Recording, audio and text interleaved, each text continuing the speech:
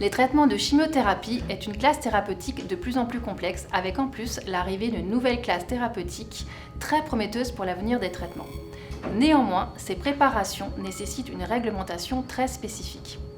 Au CHU de Nîmes, l'unité de préparation oncologique est située au niveau de l'Institut de cancérologie du Gard, à côté de l'hospice de jour. Nous réalisons environ 120 préparations par jour, ce qui représente à peu près 30 000 poches par an, et l'unité est composée de 3 pharmaciens et de 5 préparateurs.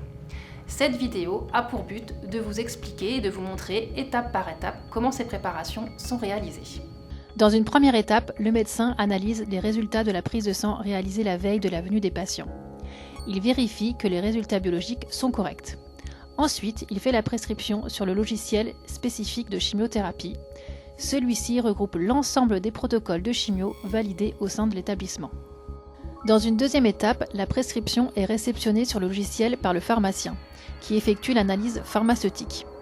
Il va vérifier la conformité de la prescription par rapport au dossier médical du patient et à la décision de traitement qui a été faite. Une fois les prescriptions de chimiothérapie validées pharmaceutiquement, elles sont prises en charge par l'unité. Cette unité est composée d'une ZAC, une zone à atmosphère contrôlée, qui est soumise à des réglementations très strictes. Elle nécessite un habillage spécifique qui se fait par l'entrée par un sas personnel dans lequel les préparateurs s'habillent. Elle permet, en plus, de préparer ces chimiothérapies par voie injectable de manière stérile. À l'UPO, les préparateurs sont formés spécifiquement pour cette activité et réalisent les préparations par ordre de priorité de venue des patients en hospice de jour. Le préparateur va éditer ensuite une fiche de fabrication. Celle-ci donne toutes les consignes et le matériel à utiliser pour chaque préparation. Une étiquette nominative comportant le nom, la date de naissance du patient, la molécule et la dose est imprimée et sera collée sur la préparation. À partir de cette fiche de fabrication, le préparateur prépare un panier où tout le matériel nécessaire est regroupé. Cela comprend par exemple les flacons de médicaments, la poche de diluant, les seringues de volume adapté et une tubulure. Cette préparation va ensuite être réalisée dans une enceinte hermétique stérile, que l'on appelle isolateur. Celui-ci permet à la fois de protéger le personnel qui manipule les anticancéreux, mais aussi de fabriquer une préparation stérile exempte de toute bactérie. Pour cela, le panier est placé dans un sas où le matériel va être stérilisé avant préparation. Cette stérilisation dure 25 minutes environ.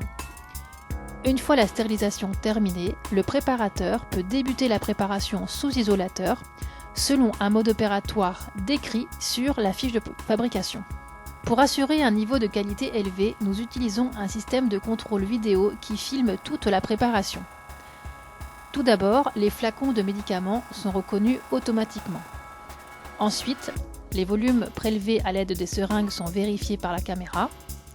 La poche utilisée comme diluant est également vérifiée. Et enfin, l'étiquetage est contrôlé. Ce contrôle, en direct, à chaque étape de la préparation, est limitant pour passer à l'étape suivante. Après étiquetage, la poche est mise dans un sachet afin de préserver la stérilité. Elle est ensuite sortie de l'isolateur par un sas stérile dédié. À ce stade, la préparation est terminée, mais un pharmacien va faire une dernière vérification et visionner les étapes clés de la vidéo pour enfin libérer la préparation si aucun incident n'est relevé. L'infirmier vient directement au niveau du sas de dispensation de l'unité récupérer le traitement du patient. Après avoir vérifié l'identité du patient, l'infirmier peut administrer la chimiothérapie selon le protocole prescrit. Quand il a terminé, il trace ses administrations sur le logiciel Chimio avec les horaires et les remarques ou incidents éventuels. Ces données sont importantes pour transmettre les informations à chaque intervenant et à chaque venu. En moyenne, ces préparations de chimiothérapie sont réalisées en 1 heure environ.